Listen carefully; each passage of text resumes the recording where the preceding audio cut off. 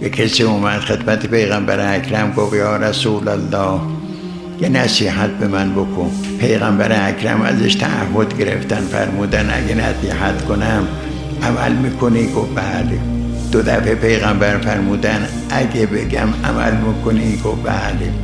مرتبه 3 پیغمبر اکرم فرمودن اگر نصیحتت بکنم عمل میکنی؟ گفت بله.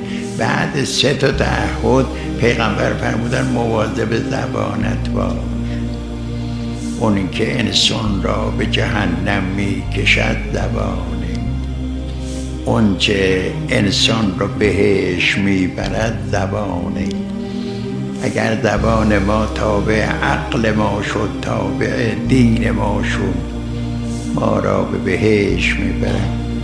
اگر زبان ما تابع هوا و هوس ما شد، تابع نفس اماره ما شد، ما را به جهنم میبرد.